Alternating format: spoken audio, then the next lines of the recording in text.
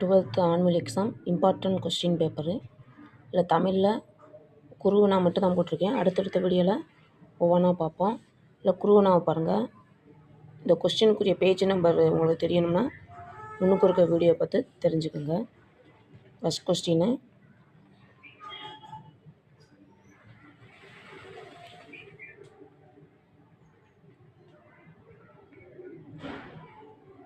இந்த 3வது கொஸ்டின்லாம் அடிக்கடி கேட்டிருக்காங்க.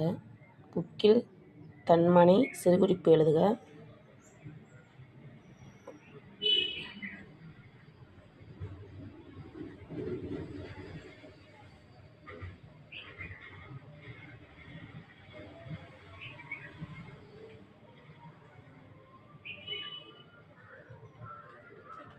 அடுத்து வசனம் கவிதை வேறுபாடு தருக.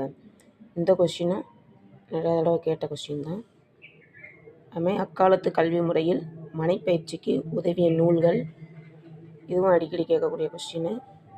கழிவிழா ஒளிவிழா விளக்கம் தருக, இதுவும் அதே தான். கீழ்திசை சுவடிகள் நூலகம் குறித்து எழுதுக. பெருங்கழல் வேட்டத்து குறுகுடிப்பரதவர் தொடரில் உள்ள முரண் நயத்தை குறிப்பிடுக. ஒருமுக எழினி பெருமுக எழினி குறிப்பு வரைக. இப்போ இப்போ நான் குறிச்சிருக்க பூராமே இம்பார்ட்டன்ட் கொஸ்டின் தான்.